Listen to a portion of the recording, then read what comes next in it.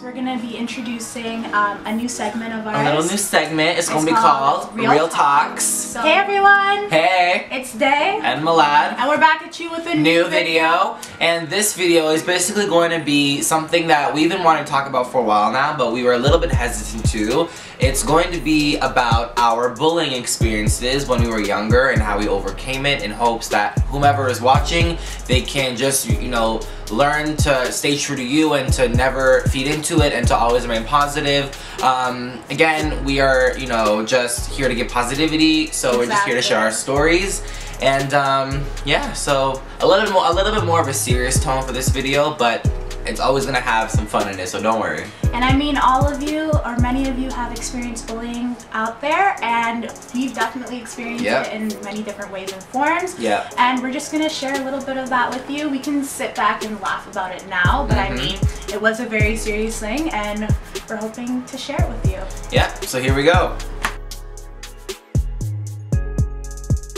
Okay, so I'm going to start off with my personal experience with bullying. So I can remember ever since being in grade 4, grade 5, I was always really into the arts. I loved to sing, I loved to dance. I remember when I was younger, I would like cut plastic bags and make them into shirts and like rock them in the house, true story, because I loved fashion. When I entered elementary school, I went to a new school for grades 4, 5, and for grades 4 and 5, and so for those 2 years, I guess I was like I was the new kid, and so immediately I was bullied for, you know, singing and for dancing. You know, people were, you know, making stereotypes of my sexuality, of other things in regards to like, oh, your parents must be like disgraced to have you because you're not into sports. I was never that guy who was into sports or who was into, you know, rugged boy things. I don't believe in that stereotype. Or just like boy stereotypical things. Yeah, so I was always into Beyonce, Hilary Duff, you know. And then fast forward to high school, and I also went to we both went to the same arts high school. It had, you know, dance, singing, visual arts, etc. And in the beginning, I was vocal, he was drama. Yeah. And in the beginning, I was like, okay, yes, you know, like this is like, because you know, the high school and the movies, and you hear all these things like, oh, the cliques and all that. Personally, within our high school, it wasn't a High School Musical scene. Like, it wasn't to the what people. It wasn't exactly what I thought it would be. But I'm still so grateful. I personally loved my high school, and I'm very glad I went there. But even, you know, in the beginning, in grade 9, everyone was new. Everyone was kind of like, you know, their pure self. They're like their raw self, and then grade 10 came around, and that year was really bad for me, because grade 10, I kind of didn't know who my friends were. Those who I were close to were kind of like just dispersing into like different groups. I felt like the odd one out. I remember not having anyone to eat lunch with in grade 10. I would like make excuses like, oh no, I'm studying, it's okay, don't worry. Meanwhile, I was just pretending because I didn't want to seem like I was lonely. And I also moved really far from my high school in grade 10 for family reasons, and so my commute was really long, and a lot of things were really bad in grade 10. And so me personally, I was always that guy who like never had a lot of close guy friends. Just because, I guess maybe it was because I was different than the other guys. I wasn't into rap music or into sports, or I didn't speak a certain way, I didn't dress a certain way. And again, I'm not saying that all boys do a certain thing, but I felt at that time within my high school, that's what I had to be in order to associate myself with those guys in my high school. And so I remember like telling Dejanée and all of our other close friends, like what if I start, you know, what if I start doing this, or what if I start dressing a certain way, what if I start talking like the slang, or what if I start smoking, like what if I do these things that'll make me seem more like cool, and that'll make me seem like more like a guy, and then I can fit in with these people. And I was really tempted to at one point. Like I was so ready to just like forget. Like remember that whole time I was supposed to go, like I remember, I just realized that like, you can never let anyone tell you who to be. And that sounds so cliche and so cheesy, but I literally have it as my Instagram bio. Never let anyone tell you who to be, because that's it. Because everyone is different in their own unique way. And that, again, that may sound cheesy and corny, but it's true. I hate rap music. I do not talk in slang. I do not follow sports, and that's just me personally. Everyone's different, and your real friends are those who will respect and appreciate your differences, and those are the people that I'm so grateful for that I found and that I've maintained a friendship with, like Dejanée, over here, and that's it. So, yes, I was bullied, and I'm involved with a lot of things such as bullying awareness and talking to schools and educating schools and things like that on bullying. And a lot of people look at me as someone who hasn't really experienced it, but yes, I definitely have. Growing up, I was teased a lot for being tall. I was called giant. Yeah, growing up, I was called giant. I was called, look at that, she's so tall, you're taller than everyone. I'm like, whatever. Well, good, because she can crush you. And I could rock it, no, I'm joking. But like, people would call me that. I wouldn't let it get to me, because I mean, yeah, I'm tall. I come from a tall family.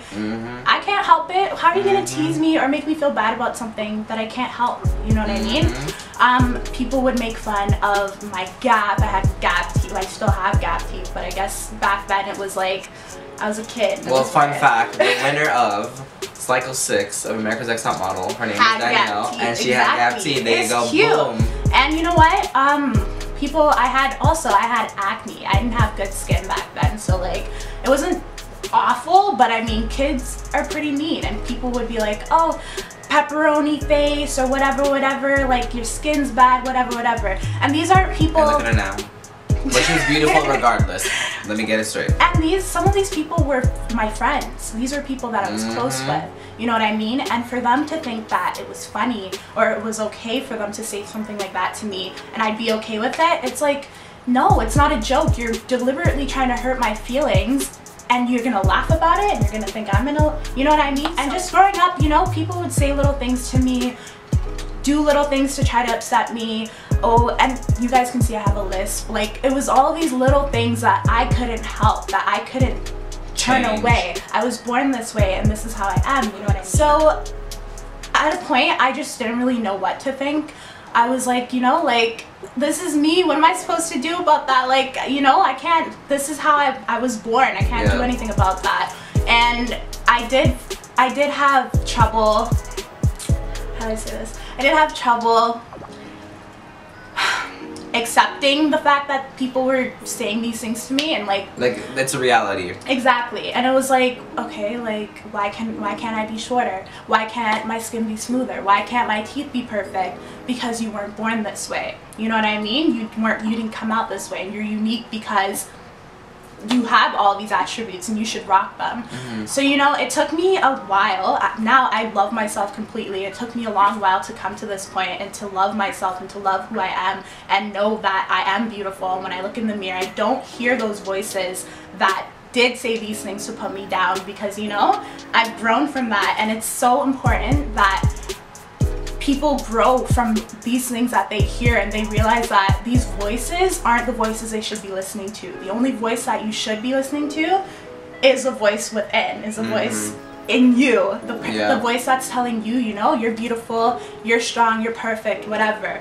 You know, so people would say these things, say these names and whatever. I had a great group of friends, and I had a great group of people that I could fall back on, but I mean, it was still hard to hear people say things like that and to hear people call you names, because that's what you look back on. That's how you think of yourself. If you constantly have people saying these things, like even with you constantly had people saying, oh, I wonder what Milad's sexuality is, or I wonder why Milad thinks he can act or thinks he can sing, things like that. You reevaluate yourself, you know what I mean? You start to devalue your passions and your hobbies, whether it's physical attributes that you literally cannot change, or whether it's your personal interests and hobbies and passions. What we're both trying to say is, although we may not have a large following like a lot of other people do, whoever is watching, whoever watches this video, honestly, if we can just touch one person, then we feel like we've done our job. Like, we feel fulfilled. So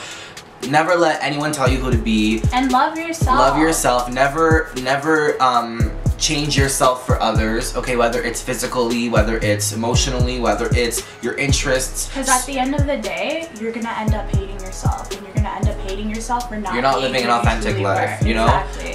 Surround yourself with people who admire you, who respect you, respect your differences, who appreciate you, motivate you, inspire you. That's what I'm so grateful for. That's what I did in high school, and that's why Dejanée and I have still been friends. So moral of the story is, you know, love yourself, respect yourself, and block out all the other voices. Block them out, because the only voice that you need to listen to is yourself, and you need to be happy within yourself. Follow your interests. Stay true to you. Never let anyone tell you who to be. Don't give up. Stay focused, and success will come your way, whether it's financial, whether it's physical, emotional, mental. Exactly. Happiness will come your way if you just stay true to you. So, with that being said, guys, we're gonna be introducing a new segment of ours. A little new segment. It's gonna be called Real Talks. So that's gonna be our segment. It's basically gonna be kind of like an advice column, sorta, but like you send us in your emails. We're gonna leave our email right here for you guys to email us and let us know